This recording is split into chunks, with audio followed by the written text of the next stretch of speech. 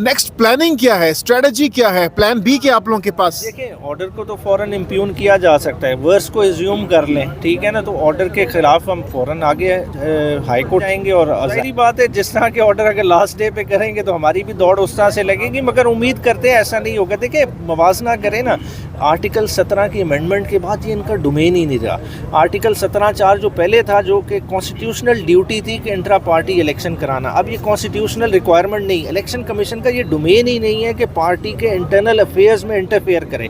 और आज तक इलेक्शन कमीशन की तारीख में कभी किसी के इलेक्शंस में इस तरह से इंटरफेरेंस नहीं हुई। हमसे बाद में जमातें बनी हैं, ठीक है। अभी परवेज़ खटक साहब की जमात 150 बंदे ने वोट डाला है, ठीक है, आपने उस पर तो एतराज़ नहीं किया, ANP के रिजल्ट तो देखे नहीं हैं। तो PTI को सिंगल आउट इस फेज़ पे करना जमहूरियत को डीरेल करने के मुतरादिफ है। शेर अफजल मरवत साहब ने बड़ा कैटेगोरिकली कहा है कि PTI की पॉलिसी है, पार्टी की पॉलिसी है कि जो लोग मुश्किल वक्त पे PTI छोड़ चुके हैं उनको टिकट्स नहीं दिए जाएंगे।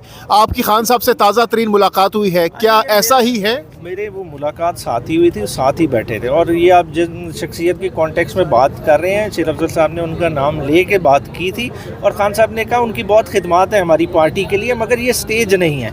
ये स्टेज किस शख्सियत की आपका फवाद चौधरी साहब की बात कर रहे हैं या शेख साहब की बात? शेख साहब के हवाले से बात कर रहे हैं ना। तो उन्होंने कहा ये उन्होंने बड़ी कुर्बानियाँ दी, हमारे साथ चले, मगर बात है कि हर चीज़ की स्टेज होती है। वो कहते हैं कुछ फैसले मैं करना चाहूँ भी तो ना, मेरा पार्टी वर्कर नहीं एक्सेप्ट करेगा, वो रिबेल कर जाएगा। तो सारी चीज़ों को लेकिन शेख साहब ने ऐसी कोई बात तो नहीं की PTI के खिलाफ या खान साहब के खिलाफ? खान साहब वाली आपको बात बता रहा हूँ, और खान साहब ओवरऑल कॉन्टेक्स्ट में, सबके कॉन्टेक्स्ट में बात की है। तो इंशाल्लाह ये देखिए, इलेक्शन आते जाते रहते हैं, पार्लियामेंट में होना ना होना ये मैटर नहीं करता। फवाद चौधरी को भी नहीं दे रहे आप लोग? मैटर करता है हमारा वर्कर लड़े। देखिए, खान साहब बड़े क्लियर हैं। खान साहब का जो क्राइटेरिया है टिकट्स का, वो लॉयल्टी नंबर 1 है। लॉयल्टी के क्राइटेरिया पे जो उतरेगा, इलेक्टेबिलिटी उसके बाद आएगी, और उन्हीं लोगों को खान साहब लड़ाएंगे। इलेक्शन से पहले रिहाई देख रहे हैं खान साहब की? देखें, शाह साहब अगर आ जाते हैं, देखें शाह साहब पे और केसेस तो हैं नहीं, मैं वही उस कॉन्टेक्स्ट से बात कर रहा हूँ। अगर शाह साहब को और किसी केस में इम्प्लीकेट नहीं करते तो मैं देखता हूँ कि खान साहब भी जो है ना 2-1 हफ्तों में बाहर आ जाएंगे। सिर्फ 2 FIRs में अरेस्ट डली हुई है, 28 को उनमें बेल लगी हुई है। दोनों इंशाल्लाह ताला नैब के रेफरेंसेस बोगस हैं,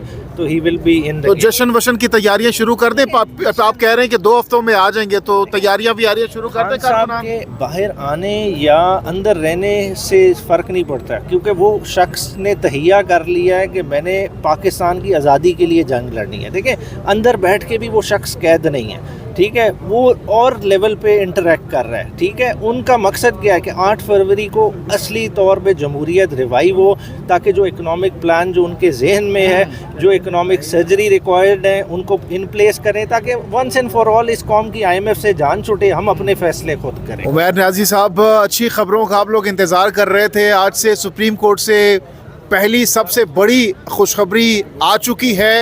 इस वक्त आप इलेक्शन कमीशन ऑफ पाकिस्तान के बाहर मौजूद हैं। क्या आपने इलेक्शन कमीशन के मेंबरान को बताया, जो आप सोशल मीडिया पर दिखा रहे हैं कि आप लोगों के साथ ज्यादतियाँ हो रही हैं, जब आप लोगों ने उनको बताया तो क्या उनका रिएक्शन था, क्या रद्दअमल था, और क्या आपको उम्मीद है कि आज की मुलाकात के बाद ये मामला जो इस वक्त हो रहे हैं आप लोगों के साथ, बेहतरी हो सकेगी, इसमें कूल डाउन हो जाएंगे मामलात? जी, इलेक्शन कमीशन आज पूरे मौजूद थे सिवाय मेंबर बलूचिस्तान के, और उन्होंने बड़ा कैटेगोरिकली कहा कि हमें कुछ चीज़ों का खुद इदराक है मीडिया के थ्रू, और कुछ रिपोर्ट्स हमारे पास पहले पहुंच चुकी हैं। तो हम देख रहे हैं कि किस तरह के मामलात हो रहे हैं, और हम हत्तुल विसा कोशिश करेंगे कि जिस तरह से डस्का में हमने प्यूनिटिव एक्शन लिया था, रीपोल का ऑर्डर किया, बाद में हमने उन अफसरान के ख़िलाफ़ भी कार्रवाई की, उसी तरह का नमूना फॉलो किया जाएगा। और हम उम्मीद करते हैं कि जो हमारी दरख्वास्तें हैं वो टेकअप करेंगे। उन्होंने कहा हर दरख्वास्त को इंडिविजुअली टेकअप किया जाएगा और इंश्योर किया जाएगा कि 8 फरवरी का इलेक्शन फ्री एंड फेयर हो। और हम भी उम्मीद यही करते थे कि election commission of Pakistan constitutional body है, हम ये नहीं चाहेंगे कि वो उनकी इंटेग्रिटी किसी तरह से अंडरमाइन हो।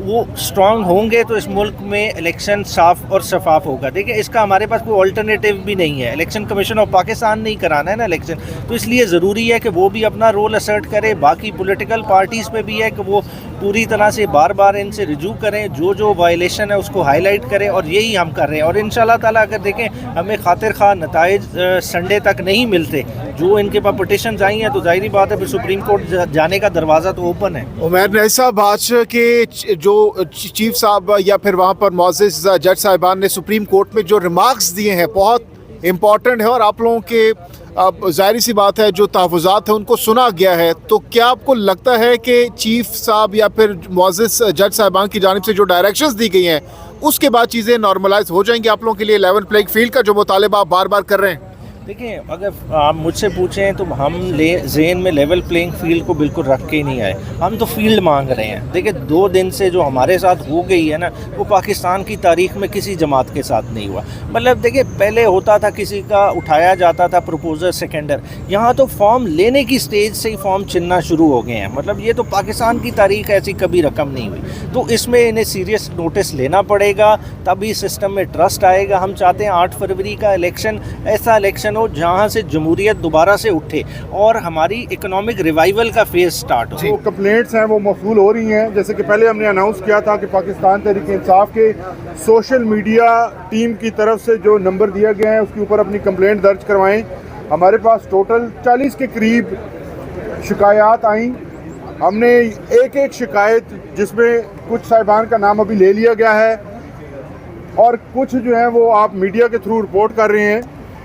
ये तमाम नाम और उनके इंसिडेंट्स जो हैं वो इलेक्शन कमीशन के सामने रखे हैं और डिमांड जो की है हमने मेन डिमांड वो ये की है कि अगर 2 दिन के अंदर हमारे कैंडिडेट्स को नॉमिनेशन फॉर्म जो है वो जमा करवाने में जिस तरह की रुकावटें हैं, इसी तरह से सिलसिला जारी रहता है और हमारे लोग नाकाम हो जाते हैं, तो फिर क्या हल होगा। हमने डिमांड की कि अगर आपके पास कंप्लेंट यहाँ पे आ जाए तो आप उस कंप्लेंट को नॉमिनेशन पेपर ही कंसिडर करें।